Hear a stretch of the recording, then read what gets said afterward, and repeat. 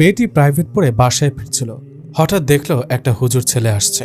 সে হুজুর ছেলেদের পছন্দ করে না খ্যাতভাবে, তাই সে হেঁটে চলেছে। ভুলে একবার তাকালো হুজুরের দিকে। হুজুরকে দেখে মেয়েটির জীবনের প্রথম মনের মাঝে কেমন ধাক্কা খেল। এই ছেলেকে আমার জীবনসাথী হিসেবে চাই। মানুষ কি এত সুন্দর হতে পারে? আসলে সেদিন ছেলেটা পরনে ছিল সাদা জুব্বা, পায়জামা আর তার উপর কালো কোট আর কালো জুতা, হাতে একটা ঘড়ি, একটি ব্যাগ কাঁধে, আর চেহারা দিয়ে নূর ঝরছে। চেহারা থেকে একটা আলো বাহির হচ্ছে। ছেলেটা নিচের দিকে তাকিয়ে হাঁটছে। চারপাশে কে কি করছে তার খেয়াল নেই, তাই মেয়েটা তার দিকে হা করে তাকিয়ে আছে। সে খেয়াল করল না। সে হাঁটতে হাঁটতে নিজের মতো চলতে থাকে। আমার পরিচয় তো দেওয়াই হয়নি। আমি রবি, মা বাবা, 3 সন্তানের মধ্যে ছোট। স্কুল শেষ করে কলেজে ভর্তি হয়েছিলাম। কলেজের পরিবেশটা ভালো লাগলো না, তাই মাদ্রাসায় ভর্তি হয়েছি। আসলে আজকাল তো ছেলেমেয়েরা কলেজে লেখাপড়া করতে যায় না, সারাদিন লেখাপড়া বাদ দিয়ে আড্ডা দিয়ে বেড়ায়, প্রেম করে বেড়ায়, ক্লাস করে না। এসব আমাকে খুব প্রভাবিত করে, তাই আমি কলেজ জীবনকে বিদায় জানাই আর মাদ্রাসায় পড়ি। আর মেয়েটার কথা বলছিলাম, ওর নাম হলো শুভা। বাবা মায়ের একমাত্র সন্তান। এবার ক্লাস 9-এ পড়ে। এবার গল্পে ফিরে আসি। ছেলেটা নিচের দিকে তাকিয়ে হেঁটে যাচ্ছে আর শুভা এক দৃষ্টিতে তাকিয়ে আছে। হঠাৎ করে মোটরসাইকেলের হর্নে ধ্যান ভাঙল শুভার। তখন দেখে ছেলেটা অনেক এগিয়ে গেছে, তাই সে ছেলের পিছু করতে লাগলো। উদ্দেশ্য কোন বাড়ি যায় সেই ছেলেটি, কারণ সেই তো তার প্রথম ক্রাশ। হঠাৎ করে ছেলেটার পকেটে মোবাইল বেজে উঠল। পকেট থেকে মোবাইলটা বের করে রিসিভ করে দেখে তার খালাতো ভাই ইমনের ফোন, কারণ সে মাদ্রাসা ছুটি থাকায় খালার বাড়িতে বেড়াতে যাচ্ছে। মোবাইলটা রিসিভ করে বলল, আসসালামু আলাইকুম। ইমন, আমি রাস্তাঘাট চিনতে পারছি না, সেই ছোটবেলায় এসেছিলাম। ইমন বলল, ওয়ালাইকুম আসসালাম। তুমি কোন রাস্তায় আছো? কত দূর? রাস্তায় হাঁটছি, সামনে একটি মুদি দোকান আছে, নাম আব্দুর রহমান স্টোর। বুঝতে পেরেছি, তুমি দোকানে একটু বসো, আমি বাইক নিয়ে এখনই আসছি। আচ্ছা, তাড়াতাড়ি আসো। 5 মিনিট ব্যাস। আমি ফোন কেটে দিয়ে দোকানে বসলাম। বাইক নিয়ে যখন আসছে তখন আর হাঁটবো না। এদিকে শুভা ভাবছে কোন ইমনের বাড়ি যাবে দেখি তো। শুভা দোকানে গেলে মিথ্যা বাহানায় দোকানে গিয়ে দোকানদারকে জিজ্ঞেস করছে, এটা আছে নাকি ওইটা আছে নাকি, আর লক্ষ্য রবির দিকে। এদিকে রবি নিচের দিকে তাকিয়ে দোকানের বেঞ্চে বসে আছে। এমন সময় ইমনের বাইক নিয়ে এসে থামলো দোকানের সামনে। বাইক থেকে নেমে, চলো ভাইয়া বাসায় যাই। কিন্তু ইমনকে দেখে মহা খুশি শুভা, কারণ ইমন শুভার চাচাতো ভাই। তাই শুভা বলে উঠল, শুভা, ইমন তুই এখানে? ইমন বলল, আরে শুভা তুই এখানে? আমি তো খেয়ালই করিনি।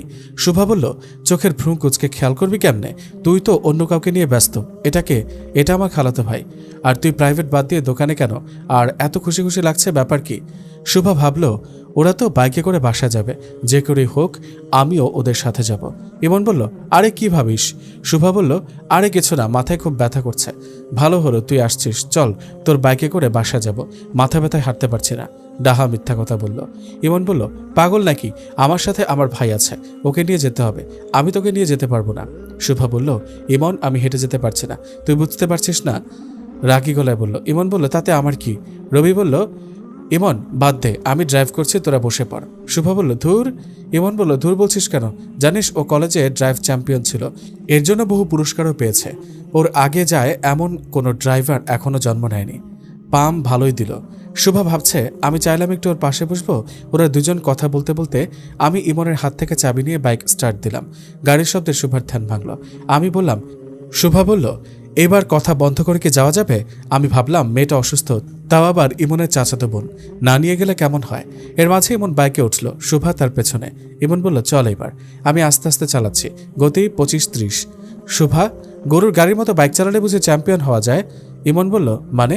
বাইকের স্পিড দেখে বুঝছিস না? ইমন বলল, একটু স্পিড বাড়াতো ভাই। আমি বললাম, আরে আমি এখানে কোনো চ্যাম্পিয়ন হতে আসি নাই, আর আমি এসব অনেক আগে ছেড়ে দিয়েছি। প্লিজ ভাইয়া, শেষবারের মতো আমার জন্য ছোট ভাইয়ের একটা অনুরোধ রাখবি না? আমি বললাম, ইমন বাড়ি যেতে আর কয় মিনিট লাগবে? ইমন বলল, এই 5 থেকে 7 মিনিট। আচ্ছা তুই বল, এই 5-7 মিনিটের জন্য গতি বাড়িয়ে কি লাভ? আর পেছনে একটা মেয়ে আছে। শুভা বলল, এই মিস্টার, আমাকে কিছু বলছেন? আমি একদম অন্য মেয়েদের মতো ভয় পাই না। ভয় মনে হয় আপনি পাচ্ছেন। ইমন বলল, প্লিজ ভাইয়া, আমার জন্য তুমি যতদূর ইচ্ছে চলো, বাধা নেই। না হলে আমি বাড়ির ঠিকানা বলবো না। দেখি তুমি কোন বাড়ির সামনে বাইক দাঁড় করাও। আমি কথা না বলে বাইক রাস্তার পাশে দাঁড় করালাম আর ওদের বাইক থেকে নামতে বললাম। আমি নামলাম, আমার ব্যাগ থেকে একটা সাদা হাজি রুমাল বের করলাম। রুমালটা মাথায় পেঁচালাম যাতে বাতাস না লাগে। তারপর একটা সানগ্লাস চোখে নিলাম। ইমন হা করে কাণ্ড দেখছে, আর শুভা আমার দিকে অপলক দৃষ্টিতে তাকিয়ে আছে আর ভাবছে ছেলেটা এত সুন্দর কেন, আর ভাবছে রুমাল আর সানগ্লাস শতগুণ সৌন্দর্য বাড়িয়ে দিচ্ছে। আমি এবার বাইকে উঠলাম। বললাম এবার ওঠেন। উঠে বাইকে ফুল স্পিডে টান দিলাম। বাকিটা ইতিহাস। বাইকে ওঠার পর গতি মাত্র 70 থেকে 75 উঠেছে। এমন সময় খালাদের বাসার সামনে এসে থেমে গেলাম, কারণ ছোটবেলায় এসেছিলাম, বাড়ির কথা তেমন একটা মনে নেই, কিন্তু বাড়ির সামনে রাস্তায় ছোট্ট একটা কালভার্ট ছিল, সেটা ভালোভাবে মনে আছে। তাই কালভার্টের উপরে এসে বাইক থামিয়ে দিলাম। বললাম বাড়ি চিনাতে হবে না, আমি চিনতে পারছি, এবার নামেন। উপায় না পেয়ে নেমে গেল। বাড়ির সামনে গিয়ে কলিং বেল দিতে খালামণি দরজা খুলে দিল। আসসালামু আলাইকুম খালামণি, কেমন আছেন? ওয়ালাইকুম আসসালাম, ভালো বাবা, তুমি কেমন আছো? আলহামদুলিল্লাহ ভালো। চলো আগে ভেতরে চলো। আরে শুভা, তুই এখানে আয়, ভেতরে আয়। শুভা এতক্ষণ আমাদের পেছনে দাঁড়িয়েছিল, আমাদের কথা শুনছে। শুভা বলল, থাক, তুমি তোমার ছেলেকে আদর করো, আমি গেলাম, পরে আসবো। ইমন বলল, আম্মু এভাবে দাঁড়িয়ে থাকবা? ভেতরে চলো ভাইয়া, চলো। ভেতরে যাবার পর ইমন বলল, ভাইয়া তুমি আমার সাথে আমার রুমে থাকবে, অনেকদিন পর ভাইকে পেলাম, রাত ভরে গল্প করব। খালামণি বলল, আচ্ছা থাকবে, এবার রুমে নিয়ে যা ছেলেটাকে। বাবা যাও, ফ্রেশ হয়ে আসো, কিছু খেয়ে নাও। কত দূর থেকে আসছো? আসলে ছোটবেলা থেকে খালামণি আমাকে খুব ভালোবাসে, কিন্তু আমার তেমন আশা হতো না, কিন্তু খালামণি আমাদের বাসায় কিছুদিন পর পর যেতেন। আমি বললাম, খালামণি একটু পর আসরের আজান হবে, আমি ফ্রেশ হয়ে এসে নামাজ আদায় করে আসি, তারপর খাবো। আচ্ছা। রুমে গিয়ে ব্যাগ রেখে ওয়াশরুমে গিয়ে ফ্রেশ হয়ে আসলাম। এসে দেখি ইমন রুমে নেই, বাইরে সোফায় বসে আছে। আমি বললাম, চল ইমন, নামাজে যাব। ভাইয়া তুমি যাও, আমি যাব না। তোকে একটা কথা বলি, তুই যদি আমার সাথে 5 ওয়াক্ত নামাজে না যাস, আমি এক্ষুনি বাড়ি ছেড়ে চলে যাব। খালামণি কিচেন থেকে আমাদের এখানে আসলো। খালামণি বলল, কি রে ইমন, তোর বুদ্ধিশুদ্ধি আছে? ছেলেটা এতদিন পর আসলো, এলাকা চিনে না, এলাকার কাউকে চিনে না, ওকে একা একা যেতে বলছিস? ইমন বলল, আমি যেতে পারি, আমি মসজিদের বাইরে দাঁড়িয়ে থাকবো, নামাজ পড়বো না। আমি বললাম, সমস্যা কি তোর নামাজ পড়তে? ভাই কাপড় ঠিক নাই। তাই চল আমার সাথে। রুমে নিয়ে গিয়ে ব্যাগ থেকে একটা জুব্বা পায়জামা বের করে বললাম, নে এবার পরে নে। এগুলো কার জন্য? আমি পড়তে পারবো না, আগে কখনো পরিনি, আমার লজ্জা লাগে। এগুলো আমি তোর জন্য এনেছি। কিসের লজ্জা? আমিও জুব্বা পরে আছি, একবার পরলে ঠিক হয়ে যাবে। বিশেষ দ্রষ্টব্য, আসলে বর্তমান জেনারেশন সকল খারাপ কাজে লজ্জা পায় না, শুধু ভালো কাজে লজ্জা পায়। প্রেম করে লজ্জা পায় না, বেহার মতো ছেলেমেয়েরা রাস্তাঘাটে একসাথে ঘুরে বেড়ায়, লজ্জা পায় না। বড়দের সালাম দিতে লজ্জা পায়, বাবা মায়ের সামনে সিগারেট খেতে লজ্জা পায় না, ঘরে ঢুকে বাবা মাকে সালাম দিতে লজ্জা পায়, পাছা ছেঁড়া প্যান্ট পরতে লজ্জা পায় না, সুন্নতি পোশাক পরতে লজ্জা পায়, ওড়না গলায় টাইট প্যান্ট নগ্ন পোশাক পরতে লজ্জা পায় না, মেয়েরা বোরকা পরতে লজ্জা পায়, সব লজ্জায় গতগত। যাক, গল্পে ফিরে আসি। ইমন জুব্বা পায়জামা পরে রুম থেকে বের হলো, অনেক সুন্দর লাগছে। খালামণিও অনেক খুশি। নামাজে যাচ্ছি, গেটের কাছে যেতেই দেখি শুভা খালাদের বাড়ির ভিতরে ঢুকবে, আমি নিচের দিকে তাকিয়ে আছি। শুভা একবার আমার দিকে তাকিয়ে আছে, তারপর ইমনের দিকে তাকিয়ে জোরে জোরে হাসতে শুরু করলো আর বলছে, শুধু নামে মুসলিম, তার গায়ে আবার ফেরেস্তার পোশাক আসলো কেমনে? ইমন লজ্জা পেয়ে বলল, তুই চুপ কর। কি আমি নামে মুসলিম? আর বললাম না। চলো ভাইয়া, মসজিদে আজান হচ্ছে। আমরা চলে গেলাম। শুভা বাড়ির ভেতরে ঢুকলো। মসজিদে গিয়ে ইমন সবার সাথে পরিচয় করিয়ে দিল। আসলে আমার খালুদের বড় বংশ, অনেক আত্মীয়, সবার সাথে পরিচিত হয়ে ভালো লাগছে। নামাজ শেষ করে এলাকাটা একটু ঘুরে দেখছি। সন্ধ্যা হয়ে গেল। মাগরিবের নামাজ আদায় করে বাসায় গেলাম। রাতে খালু বাসায় আসলো, আলাপ করলাম। এর মাঝে শুভা আবার এসে ইমনের ঘরে গিয়ে কি যেন বলতে লাগলো। আমি খালুর সাথে কথা বলছি। আবার কিছুক্ষণ পর শুভা হাসতে হাসতে চলে গেল, কারণ ওদের পাশের বাসা, তাই ঘন ঘন আসা। তারপর ঈশার নামাজ পড়ে এসে সবাই একসাথে খাওয়া দাওয়া করলাম। রুমে গেলাম, ইমন পড়তে বসলো। এইবার এসএসসি পরীক্ষা দেবে। আমি খাটের উপরে বসে আমার প্রিয় লেখকের প্রিয় একটা ইসলামিক উপন্যাস পড়ছি। বইটির নাম নিউ ভার্সন অফ লাভ, লেখক মুফতি হাবিবুর রহমান মিসবাহ। সবাই বইটা পড়বেন, আমার মতো আপনাদেরও ভালো লাগবে এবং অনেক উপকার হবে। হঠাৎ করে ইমন বলল, ভাইয়া তুই তো ভালো ছাত্র ছিলি, ভালো একটা কলেজে চান্স পেয়েছিলি, তাহলে কলেজে লেখাপড়াটা ছাড়লি কেন? আমি একটা চেয়ার টেনে নিয়ে ওর পাশে বসলাম। আমি বললাম, শোন ইমন, আমিও খুব স্বপ্ন নিয়ে কলেজে ভর্তি হয়েছিলাম, কিন্তু কলেজে গিয়ে প্রথম দিন যা দেখলাম তাতে সব স্বপ্ন ভেঙে যায়, লেখাপড়ার আগ্রহ নষ্ট হয়ে যায়। কি দেখেছিলা? তাই তো বললে না। শোন তাহলে, কি কারণে কলেজ ছাড়লি বল। শোন, আমি প্রথম দিন কলেজে গিয়ে দেখলাম ছাত্রছাত্রী বই ছেড়ে প্রেম নিয়ে ব্যস্ত, কোথায় লেখাপড়ার নাম নেই, সব জায়গায় দলাদলি, হানাহানি। আমি বুঝতে পারলাম না এদের ভবিষ্যৎ কি, এরা কি একটুও চিন্তা করে না? ভাবতে ভাবতে ক্লাসরুমে গেলাম। রুমে ঢুকেই দেখি ক্লাসের সময় শিক্ষকদের খবর নাই। ক্লাসরুমে ছাত্রছাত্রী সব প্রেম করতে ব্যস্ত। এই শিক্ষা কি একটা ছাত্রকে মানুষ বানাতে পারে? এমন সময় একটা ছেলে একটা মেয়েকে ক্লাসরুমে কিস করে বসলো। আমি আর বসে থাকতে পারলাম না, হাঁটা ধরলাম প্রধান শিক্ষকের রুমের দিকে। দেখি স্যার বসে বসে কি যেন পড়ছে। আমি মে আই কামিন স্যার? ইয়াস ইয়াস, আসো। তুমি তো এবার নতুন ভর্তি হলে, বলো কি জন্য এসেছ? স্যার, যদিও আমি একটু দেরিতে ভর্তি হয়েছি, ক্লাস শুরু হয়েছে 2 মাস আগে, এখন ক্লাস টাইমে স্যার নাই, ছাত্রছাত্রী সবাই ঘোরাঘুরি করে বেড়াচ্ছে। আসলে রেজাল্ট ভালো করলেও কোনো কলেজে ভর্তি হব এই নিয়ে গোলমাল করতে করতে আমার 2 মাস কেটে যায়, তাই এত পরে ভর্তি হওয়া। স্যার বলল, আসলে আমাদের শিক্ষকের স্বল্পতার কারণে এমনটা হচ্ছে, আর ছাত্রছাত্রীদের কোনো দোষ নেই, দোষ হলো ওদের বয়সের। এই বয়সে এমন একটু আধটু হয়, তুমিও করো, যদিও তুমি হুজুর টাইপের। একটু ঘুরিয়ে বলল। আমি বললাম, ভালো বলেছেন, মনে হয় না এখান থেকে আমার কোনো কিছু শেখার আছে, আমি তাহলে আসি বলে রুম থেকে বাইরে চলে গেলাম। আর কলেজে যাইনি। তারপর মানুষ হওয়ার জন্য মাদ্রাসায় ভর্তি হলাম। ইমন বলল, তুই কখনো প্রেম করেছিস? না। কাউকে পছন্দ করিস? ইমনের কথা আমার কেমন কেমন যেন মনে হচ্ছে। শুভার কথা মনে পড়ল। ইমনের রুমে আসলো, কি যেন আলোচনা করলো, আবার আমার দিকে তাকিয়ে হাসতে হাসতে চলে গেল। আমি বললাম, ইমন, তুই কি কারো দালালি করছিস? সত্যি করে বলতো, তোর কথা রহস্য রহস্য গন্ধ পাচ্ছি। ইমন বলল, মনে মনে ঠিক পেয়ে গেল। আরে না ভাইয়া, এমনি জানতে চাইলাম, কোনো মতলব থাকলে তাড়াতাড়ি বল। ওর কান ধরে বললাম, তেমন কিছু না, কান টেনে ছিঁড়ে দেবো, সোজাসুজি বল। আস্তে ভাইয়া, কান ছাড়ো, লাগছে। আমি বলছি, বল। আসলে শুভা তোমাকে প্রথম দেখায় ভালোবেসে ফেলেছে। আমি বললাম, যা ভেবেছিলাম তাই হলো। ওকে বলবি এসব কথা যেন আর না আগায়, এসব পাপ, আমাকে ভুলে যেতে বলবি। বিয়ের আগে প্রেম ভালোবাসা সম্পূর্ণ হারাম। ইমন বলল, আচ্ছা বলে দিব, চলো শুয়ে পড়ি, চল। আমি মনে করেছিলাম সব ঠিক হয়ে যাবে, কিন্তু কিছুই ঠিক হলো না। পরের দিন ফজরের নামাজের পর এসে ঘুমিয়ে পড়লাম।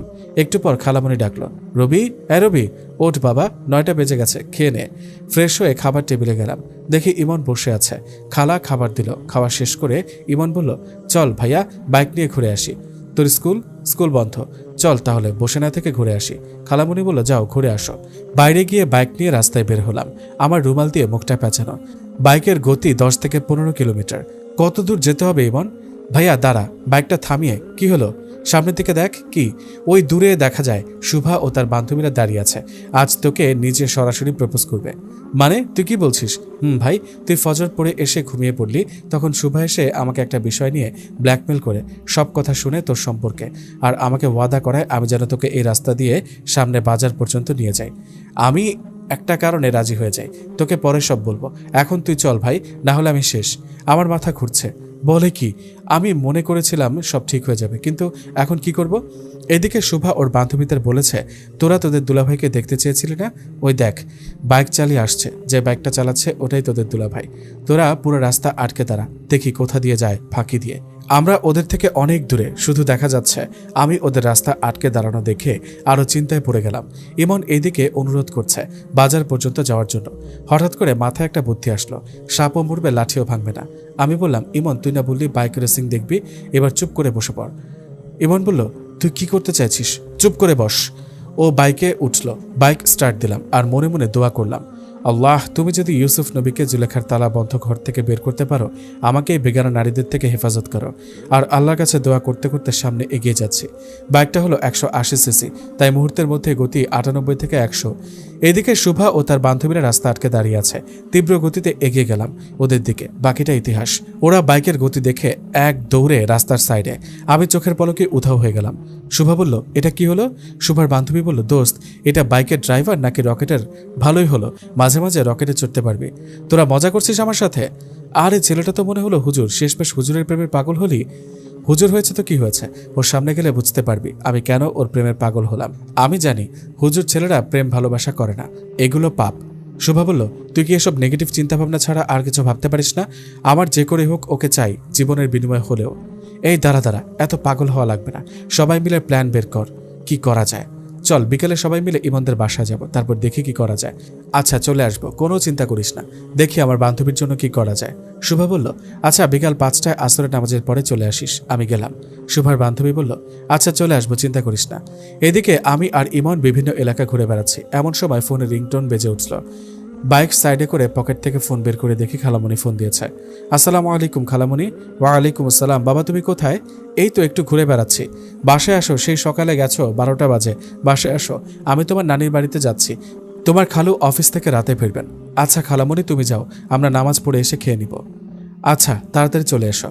আচ্ছা খালামণি, চিন্তা করো না, জোরে নামাজ পড়ে চলে আসবো, ওকে? নামাজ পড়ে ভিন্ন একটা রাস্তা দিয়ে বাসায় গেলাম। নাস্তা করে এক ঘুম। বিকাল 4:30টায় ঘুম ভাঙল। বাইরে দেখি অনেক মেয়েদের শব্দ। আমি ভাবলাম কি হলো, খালামণি তো বাসায় নেই, এত মেয়েদের শব্দ আসছে কোত্থেকে? দরজার ফাঁক দিয়ে উঁকি মেরে দেখি এক গাদা মেয়ে মানুষ বসে আছে, সাথে ইমনও কথা বলছে। আমি ইমনকে মেসেজ করলাম, কিরে খালা, বাসা থেকে যেতে না যেতেই এতগুলো মেয়ে নিয়ে কি শুরু করলি? ইমন বলল, এগুলো আমি করি নাই, তুমি করেছ। মানে মানে এগুলো শুভা ও তার বান্ধবীরা, আম্মু বাড়িতে নাই তাই বাসা ঘেরাও করেছে, তোমাকে আজ প্রপোজ করে ছাড়বে। আমি অনেক বুঝালাম, কাজ হলো না। আমি একটু চিন্তা করলাম, দেখি কি করা যায়। একটা বুদ্ধি বের করলাম। ইমন, বাইকের চাবি কোন জায়গায়? জুব্বা পায়জামা পরে নিলাম। তুই কি ঘরের ভেতর দিয়ে বাইক চালাবি নাকি? চুপ, তুই কোনো কথা বলবি না, চুপ করে দেখ। চাবি কোথায় তাই বল। চাবি টেবিলের ওপর। তুই কোনো কথা বলবি না, দেখ শুধু আমি কি করি। এই কথা বলে মোবাইলে একটা ফেক কল অ্যাপস ডাউনলোড দিলাম। সব ঠিক করলাম। রুম থেকে বের হলাম, এগিয়ে যাচ্ছি। মেয়েগুলো কিছু বলার জন্য সোফা থেকে উঠবে। তখনই ফেক কল থেকে আমার মোবাইলে একটা কল চলে আসলো। আমি ফোন বের করে কথা বলতে লাগলাম। হ্যাঁ ভাই, চিন্তা করবেন, আমি এক্ষুনি চলে আসছি। তখন মোবাইলটা কানে রেখে ইমনকে বললাম, ভাই আমি একটু রাজশাহী যাচ্ছি, একজনের সাথে একটু মিটিং আছে, ফিরতে রাত হবে। আমি কথাটা বলে বাসা থেকে বের হয়ে বাইক নিয়ে সোজা টান। ইমন বুঝতে পেরেছে, কিন্তু মেয়েগুলোর মুখ মলিন হয়ে গেছে। ইমন হাসছে। শুভা বলল, এই ফালতু ছেলে, হাসছিস কেন? এটা আমার খালাতো ভাই, জিনিয়াস, ভেরি জিনিয়াস। সবাই টুপি পরিয়ে চলে গেল। শুভা দেখ, তুই তো সুন্দর কম না, এলাকার সব ছেলে তোর জন্য পাগল। তুই ওকে ভুলে গিয়ে অন্য কারোর সাথে প্রেম কর। আমি ওকে ভালোবাসি, আমি ওকে নিজের করবই, এই জীবনের বিনিময়ে হলেও। ইমন বলল, দেখ ও এরকম ছেলে না, ও জীবনে কারোর সাথে প্রেম করবে না, এ কারণে কলেজ ছেড়েছে, এগুলো সহ্য করতে পারে না। শুভা বলে, সেটা তোকে না ভাবলেও চলবে, ভালোবাসা কারে বলে আমি ওকে বুঝিয়ে দেব। সবাই যার যার বাড়ি চলে গেল। রাত 9টার দিকে বাসায় ফিরলাম। পরের দিন শুক্রবার সকালে ফজরের নামাজে মসজিদে গিয়ে দেখি ইমাম সাহেব আসেনি। আমাকেই দেওয়া হলো নামাজ পড়ানোর জন্য। ইমাম সাহেব নাকি আজ দিনের ভেতর আসতে পারবে না, তাই জুম্মার দায়িত্ব আমার উপরে পড়ল। সকালবেলা দেখলাম শুভা ঘোরাঘুরি করছে আর ওকে ঝুঁকে মারছে। যাই হোক, 12টার দিকে প্রস্তুতি নিয়ে মসজিদে গেলাম। আমি রেগুলার জুম্মা পড়াই না, তাই নার্ভাস লাগছিল। অনেক মানুষ, আমার খালু, শুভার আব্বু, খালুদের অনেক আত্মীয় স্বজন উপস্থিত। অনেকদিন পর মন খুলে আলোচনা করলাম, বাস্তব প্রেক্ষাপটের বিষয়ে উচিত কথা বললাম। যার বিরুদ্ধে চাই গেছে, কোনো নেতার ভয় করি না আমি, আমার তো আর চাকরি যাবার ভয় নেই। তাই বয়ান করলাম একেবারে যা ইমাম সাহেবরা অনেকেই বলে না। যদি কমিটির বিরুদ্ধে যায় বা কোনো নেতার বিরুদ্ধে যায় তাহলে চাকরি শেষ। তাই অনেক চাকরির ভয়ে সত্য কথা বলে না। আমার তো এসবের ভয় নেই, বলেই দিলাম। কিছু মানুষ একটু ক্ষুণ্ণ হলেও সবাই অনেক খুশি। নামাজ শেষে অনেকে পরিচিত হতে থাকে, সবাই অনেক প্রশংসা করে। কে তুমি বাবা, উচিত কথা বলেছ, খুতবায় এমন বয়ান হওয়া উচিত। বাড়িতে গিয়ে খালু আর শুভার বাবা খালুদের বাসার একটা জায়গায় বসে আছে। আমাকে ডেকে নিয়ে নতুন করে পরিচিত হলাম। আমার অনেক প্রশংসা করলেন। বুঝিনি এটাই আমার জীবনের বিশাল একটা বাস ছিল। পরে বুঝলাম শুভা তাদের বাড়িতে ওর পছন্দের কথা বলে, ওর বাবা অনেক খুশি। আমি রাতে রুমে শুয়ে শুয়ে হজরত মাওলানা আশরাফ আলী থানভী রহমতুল্লাহ আলাইহির লেখা অসাধারণ একটি বই মুসলমানের হাসি পড়ছিলাম। এমন সময় খালামণির ডাক, খাওয়ার জন্য। আমি বললাম, খালামণি একটু পরে খাবো, 5 মিনিট, কারণ একটা ঘটনার অর্ধেক অংশ পড়া হয়েছে, তাই ভাবলাম ঘটনাটা পড়া শেষ করে খাবো। আমি জানা ছিল না শুভা খালাদের বাসায়। আমার যাওয়া দেরি হচ্ছে দেখে শুভা আসলো আমার রুমে। আমি পড়ায় ব্যস্ত ছিলাম। শুভা ঘরে ঢুকে যা করলো আমি জীবনে তা কল্পনাও করতে পারিনি। শুভাকে আমার রুমে ঢুকতে দেখে আমি বইটা রেখে খাটের উপর থেকে নিচে নেমে দাঁড়িয়ে পড়লাম। তখন শুভা আমার কাছে এসে আমার হাত ধরে টান দিয়ে বলল, আপনাকে খেতে ডাকছে, আপনি শুনতে পারছেন না? আমার হাত ধরার সাথে সাথে আমার কি হলো সেটা নিজেও বলতে পারবো না। এমন জোরে একটা চিৎকার দিয়ে শুভা ফ্লোরে গিয়ে বসে পড়ে। কি হলো আমি নিজেও জানি না। এই প্রথম কোনো বেগানার নারী আমায় টাচ করলো। আমার মনে হলো কেউ যেন আমার হাতে জাহান্নামের আগুন ধরেছে। আমি সেটা সহ্য করতে পারছি না। আমি যেন জাহান্নামের আগুনে পড়ে গেছি, তাই নিজের অজান্তে চিৎকার দিই। শুভা ফ্লোরে পড়ে যেন শরীরের সবকিছু কাজ করা বন্ধ করে দিয়েছে। হাত পা নাড়াতে পারছে না, এমনকি কথাও বলতে পারছে না। আমার চিৎকার শুনে খালা ও ইমন রুমে এসে দেখে শুভা ঘরের মেঝেতে পড়ে আছে। আমি তো মূর্তির মতো দাঁড়িয়ে আছি। ওরা শুভাকে এসে ধরে রুম থেকে বের করে নিয়ে যায়, আর আমি এখনো মূর্তির মতো দাঁড়িয়ে আছি। দুনিয়াটা যেন ওলটপালট হয়ে গেছে। আমার মাথা ঘুরছে, মনে হয় পড়ে যাব। এমন সময় ইমন এসে আমাকে ধরে খাটে শুয়ে দেয়। আমার 2 চোখ দিয়ে বন্যার স্রোতের মতো পানি পড়ছে, আর মুখ দিয়ে শুধু একটা শব্দ বেরোচ্ছে, আমি জাহান্নাম দেখে ফেলেছি, আমায় জাহান্নামের আগুন ধরে ফেলেছে। ডাক্তার আসেন, আমাকে দেখে বলল ওর ব্রেনে চাপ পড়েছে এবং অনেক ভয় পেয়েছে। আমি ঘুমের ইনজেকশন দিয়ে যাচ্ছি। আজ রাতটা ঘুম পারলে সকালে ঠিক হয়ে যাবে, চিন্তা করবেন না। পরের দিন সকালে 11টার দিকে ঘুম ভাঙে। মাথাটা একটু ব্যথা করছিল। পাশে মোবাইলের স্ক্রিনের দিকে তাকিয়ে দেখি 11টা বাজে আর 7টা মিসড কল। ফোন হাতে নিয়ে দেখি আমাদের মাদ্রাসার অধ্যক্ষ মানে মুহতামিম সাহেব ফোন দিয়েছেন। আমার তখন মনে পড়লো আমার আজকে ছুটি শেষ, তাই ফোন দিয়েছেন। তাই তাড়াতাড়ি ফোন ব্যাক করলাম। ফোন ধরতেই বললাম, আসসালামু আলাইকুম হুজুর, কেমন আছেন? ওয়ালাইকুম আসসালাম, আলহামদুলিল্লাহ ভালো আছি বাবা, তুমি কেমন আছো? আর কোন জায়গায় আছো? হুজুর আলহামদুলিল্লাহ ভালো আছি, আমি খালার বাড়িতে আছি। তোমার নিশ্চয় মনে আছে 3 মাস পর তোমার ফাইনাল পরীক্ষা, তাই আজ ছুটি শেষ, কাল ক্লাস শুরু হবে, তুমি চলে এসো। আচ্ছা হুজুর, আমি এক্ষুনি বের হচ্ছি, চলে আসছি। আচ্ছা রাখি, সাবধানে এসো। আচ্ছা হুজুর, আল্লাহ হাফেজ। ফোন রেখে উঠে ফ্রেশ হয়ে বের হয়ে গেলাম। খালামণির কাছে গিয়ে বললাম, খালামণি আমার ছুটি শেষ, বড় হুজুর ফোন দিয়েছিল, আমার চলে যাওয়া লাগবে। সে কি এখনই যাবে নাকি? তুমি জানো তো মাদ্রাসা একদম টাইম মেনটেন করে চলতে হয়। আচ্ছা আমি তোমাকে নাস্তা দিচ্ছি, খেয়ে নাও তারপর যাও। আচ্ছা খেতে দাও। ও ইমন কোথায়? ও ইমন স্কুলে গেছে, বললো 12টার ভিতরে চলে আসবে। আচ্ছা। খাওয়া দাওয়া শেষ করলাম, ইমনকে ফোন দিলাম, এখন আসলো। ইমন আমার সাথে বাস স্ট্যান্ড পর্যন্ত যাবে বাইক নিয়ে। সবার কাছ থেকে বিদায় নিয়ে বাড়ির বাইরে গিয়ে বাইকে উঠবো এমন সময় শুভার আব্বু এসে হাজির। শুভার আব্বু বলল, বাবা তুমি চলে যাচ্ছ নাকি? আঙ্কেল, আসলে আমার 7 দিনের ছুটি ছিল, আজ ছুটি শেষ, আর মাদ্রাসা থেকে ফোন দিয়েছিল, তাই আজ চলে যাচ্ছি। ও আচ্ছা, কালকের সব ঘটনা শুভা আমাদেরকে বলেছে। আসলে কালকের ঘটনার জন্য আমি ওর হয়ে ক্ষমা চাইছি। আঙ্কেল কি বলছেন এসব? আপনি আমার বড়, আর শুভার উপর আমার কোনো রাগ নেই। আসলে আমার একমাত্র আদরের মেয়ে তো, আসলে ও তোমাকে অনেক ভালোবাসে। আঙ্কেল ভুল বললেন, এটাকে ভালোবাসা বলে না, আবেগ বলে, যা একটা মানুষের জীবন ধ্বংস করে দেবার জন্য যথেষ্ট। শুভার আব্বু বলল, মেয়েটা অনেক অসুস্থ হয়ে পড়েছে, খাওয়া দাওয়া করছে না, ঘর থেকে বের হচ্ছে না। চিন্তা করবেন না, আবেগ তো কয়েকদিন পরে ঠিক হয়ে যাবে। ভয় হয় ও যে জেদি মেয়ে, কি না কি করে বসে। চিন্তা করবেন না, সব ঠিক হয়ে যাবে। আচ্ছা ঠিক আছে, যাও বাবা, এবার এসো, কিছু মনে করো না। আচ্ছা আঙ্কেল, দোয়া করবেন, আবার ছুটি পেলেই আবার বেরিয়ে যাব। তারপর বাইক স্টার্ট দিয়ে চলে গেলাম। রাতে মাদ্রাসায় পৌঁছালাম। পরের দিন ক্লাসে উপস্থিত হলাম। মুহতামিম আমাকে বললেন, আসলে সব হুজুর আমাকে খুব ভালোবাসে, বিশেষ করে বড় হুজুর, তাই কখনো নাম ধরে ডাকে না, বাবা বলে ডাকে। হুজুর বলল, বাবা তোমার কি হয়েছে, তোমাকে অন্যরকম লাগছে, পড়ায় মন নেই? আমি বললাম, হুজুর তেমন কিছু না, এমনি। তুমি আমার কাছে কথা লুকাচ্ছ? না মানে, ঠিক আছে, ক্লাস শেষে আমার রুমে এসে দেখা করো। আচ্ছা হুজুর। ক্লাস শেষে হুজুরের রুমে গেলাম। হুজুরকে সব ঘটনা খুলে বললাম। হুজুর বলল, দেখো এই একটা কারণে যা 2টা জীবনকে ধ্বংস করে দেবার জন্য যথেষ্ট। তোমাকে নিয়ে আমার গর্ব হচ্ছে। তুমি আর তোমার খালার বাসা যাবে না। মেয়েটি নিজেও ধ্বংস হবে, তোমাকেও ধ্বংস করবে। তোমার যে অবস্থা, তোমার মনের উপর বিশাল চাপ পড়েছে, এমন অবস্থায় তো পড়াশোনা হবে না। তা তোমার মনটা একটু ফ্রেশ হওয়ার দরকার। আর সামনে তোমার ফাইনাল পরীক্ষা, ভেবে দেখি কি করা যায়। রাতে তোমাকে আবার ডাকবো, এখন যাও, ক্লাস করার দরকার নেই, একটু রেস্ট নাও। রাতে হুজুর বললেন, তুমি সোজা বাড়ি যাবা, কয়েকদিন বাড়িতে থাকলে মনটা ফ্রেশ হবে, আবার লেখাপড়ায় মনোযোগী হতে পারবে। পরের দিন বাড়িতে গেলাম, বাসায় কিছু বললাম না, সোজা রুমে গিয়ে শুয়ে আছি। এমন সময় আমার ফোনে একটা ফোন আসলো। দেখলাম ইমনের নাম্বার। শোয়া থেকে উঠে ফোনটা রিসিভ করে ওর কথা শুনে আমি আর দাঁড়িয়ে থাকতে পারলাম না, বিছানায় বসে বললাম। ইমন কান্না করছে আর বলছে, শুভা বিষ খেয়েছে, বিষটা খুব মারাত্মক ধরনের, তাই ডাক্তার বললেন মনে হয় বাঁচবে না।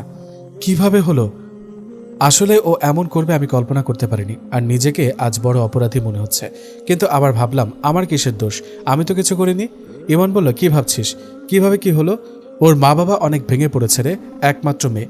আসলে ওই দিনের পর থেকে ও ঘর থেকে বের হয়নি, কিছু খায়নি। আজ অদ্ভুত ধরনের কিছু শব্দ আসছিল ঘরের ভেতর থেকে। পরে দরজা ভেঙে দেখি ও মাটিতে গড়াগড়ি করছে, আর ও বিষ খাওয়ার আগে একটা চিঠি লিখেছে। আমি বললাম, তুই চিঠির একটা পিকচার তুলে এক্ষুনি পাঠিয়ে দে। আচ্ছা পাঠিয়ে দিচ্ছি, এক্ষুনি পাঠা, আর কি হয় আমাকে জানাস। আমি এখন রাখছি রে। আচ্ছা। কিছুক্ষণ পর একটা মেসেজ আসলো। দেখি ইমন চিঠির ছবি তুলে ইমেলে করে পাঠিয়ে দিয়েছে, যাতে ছবিটা ক্লিয়ার আসে। ছবিতে লেখা ছিল, প্রিয় আব্বু আম্মু, আমাকে ক্ষমা করে দিও। জানি আমাকে ছাড়া তোমাদের অনেক কষ্ট হবে, কিন্তু আমি আর পারছি না। জানি না এত অল্প সময় কি করে এত ভালোবেসে ফেলেছি। ওকে ছাড়া আমি বাঁচব না। ভেবেছিলাম আমার ভালোবাসা দিয়ে ওর মন জয় করতে পারবো, কিন্তু জানতাম না ও আমাকে এতটা ঘৃণা করে। আর যখন বলল আমি নাকি জাহান্নামের আগুন, তখন আমি মরে গেছি। আমার যতবার জীবনে ফিরে পাবো ততবারই ওই কথাটা মনে পড়লে এই জীবন দিয়ে দেব। আচ্ছা আব্বু আম্মু, আমি কি এতটাই খারাপ? তোমাদের কাছে একটি অনুরোধ, ওকে আমার মৃত্যুর খবরটা জানিও না। আর এতে ওর কোনো দোষ নেই, ওকে কিছু বললো না। ও সুখে থাকলে আমি সুখে থাকবো। অনেক ভালোবাসি ওকে, যা কোনো দিন বোঝাতে পারবো না। আব্বু আম্মু, আমাকে ক্ষমা করে দিও। ইতি তোমাদের আদরের শুভা। চিঠি পড়ছি আর কেমন যেন নিজের অজান্তে চোখ দিয়ে পানি পড়ছে। নিজেকে আজ বড় অপরাধী মনে হচ্ছে।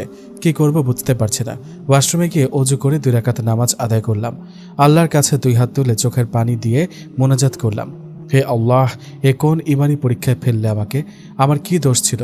আমি তো তোমার আদেশ মেনে চলেছি, কিন্তু কি দোষে এত বড় শাস্তি দিচ্ছ? ও যদি মরে যায় আমি নিজেকে জীবনেও ক্ষমা করতে পারবো না। আমি যে অপরাধী হয়ে গেলাম। আমি তো তোমার আদেশ মেনে চলেছি, ওর সাথে কোনো প্রকার সম্পর্কে জড়াইনি।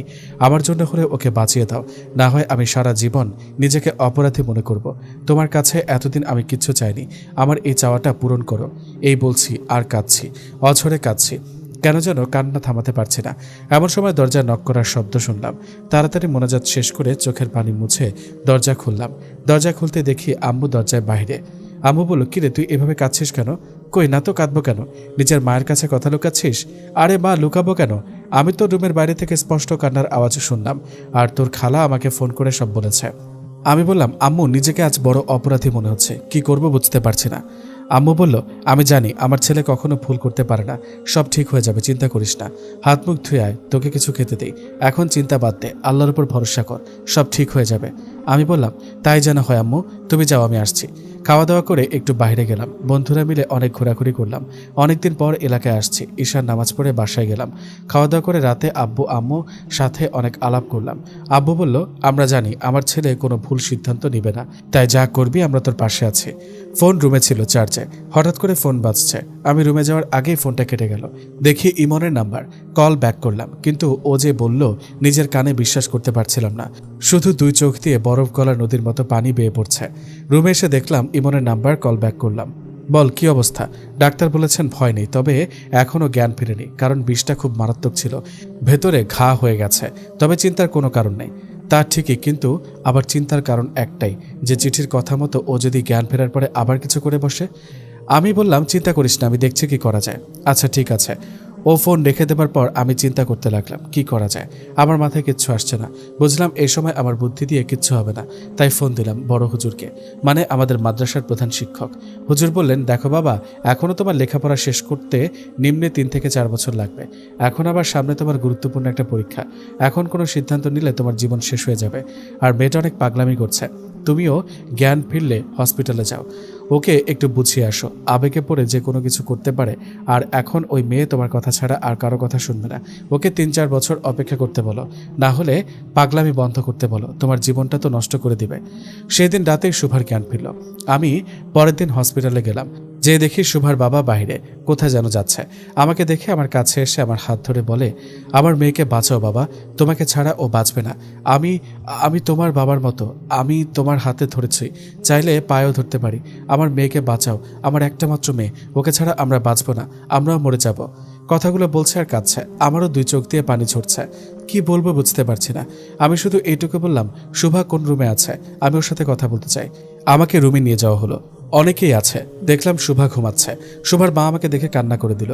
দেখলাম শুভার ঘুম ভেঙে গেছে কান্নার শব্দে। আমার দিকে অসহায়ের মতো তাকিয়ে আছে, আর 2 চোখ দিয়ে পানি পড়ছে। ও আসলে কল্পনা করতে পারেনি আমি আসবো। আমি সবাইকে বললাম, আপনারা সবাই বাইরে যান, আমার শুভার সাথে কথা আছে। সবাই বাইরে গেল। শুভা শোয়া থেকে উঠে বসলো। আমার খুব রাগ হচ্ছিল। আমি ভুলে গেলাম ও অসুস্থ। 2 গালে 2টা ঠাস ঠাস করে চর বসিয়ে দিলাম। রাগে অস্থির হয়ে চিৎকার করে বলতে লাগলাম, পাগল হয়ে গেছো তুমি? পাগল হয়ে গেছো? কিসের জন্য সুইসাইড করতে গিয়েছিলে? কি বোঝাতে চাও? খুব ভালোবাসো? মরে গেলে কি হতো তোমার ভালোবাসা দিয়ে? আমি কি বুঝি না তুমি আমাকে ভালোবাসো? কিন্তু একবার নিজের দিকে তাকিয়ে দেখেছো? তোমার মতো একটা স্মার্ট মেয়ের হাত ধরে আমি যদি রাস্তায় ঘুরে বেড়াই, তোমাকে কেউ কিছু বলবে না, কিন্তু আমার গায়ে থু দিবে। বুঝতে পারছো? আর তোমাকে জাহান্নাম কে বলেছে? তুমি জানো না বিয়ের আগে প্রেম করা হারাম, পরনারী স্পর্শ করলে জাহান্নামের আগুনে পুড়ে লাগবে? বুঝো, আমি তোমাকে টাচ করা হারাম। জানো না বেপর্দা নারীর সাথে রাস্তায় বের হলে আমার কি অবস্থা হবে? এটা তো চিন্তা করো নাই। তুমি আছো তোমার জেদ নিয়ে, একবার আমার যোগ্য করে নিজেকে সাজিয়েছো। আমি কথাগুলো বলছি আর শুভা আমার মুখের দিকে তাকিয়ে আছে, আর 2 চোখ দিয়ে পানি পড়ছে। দেখো, তোমাকে 3 মাস সময় দিলাম নিজেকে পরিবর্তন করার। এই 3 মাস পর তোমার সাথে আমার আবার দেখা হবে। এর মধ্যে যদি নিজেকে পরিবর্তন করতে পারো তবে আমাকে চিরদিনের জন্য পাবে, না পারলে হারাবে। হ্যাঁ, 3 মাস পর আমার পরীক্ষা। এর মধ্যে যদি উল্টাপাল্টা কিছু করো, আমাকে টেনশন দিয়েছ, তবে আমি নিজেকে শেষ করে দিব। এই কথা বলে রুম থেকে বেরিয়ে শুভার বাবাকে বললাম, আপনাদের কোনো চিন্তা করা লাগবে না, শুভা আগের মতো ঠিক হয়ে যাবে, আর পাগলামি করবে না বলে সোজাসুজি নিজের বাড়িতে চলে আসলাম। যদিও শুভার বাবা, খালু অনেকেই অনুরোধ করেছিল থাকার জন্য, কিন্তু আমি থাকিনি। যাই হোক, এখন নিজেকে অনেক হালকা লাগছে, মনের ভেতর থেকে টেনশনটা কেটে গেছে। দেখতে দেখতে 3 মাস চলে গেল। আমি পরীক্ষা দিলাম, পরীক্ষা খুব ভালো হয়েছে, 2 মাসের ছুটি পেলাম। এর মাঝে আর কারোর সাথে কথা হয়নি, তাই বাড়ি এসে আমার দেওয়া কথা মতো চলে গেলাম খালাদের বাড়ি। গিয়ে যা দেখলাম আমার চোখ কপালে উঠে গেছে। আমি শিহরিত, সত্যিই শিহরিত।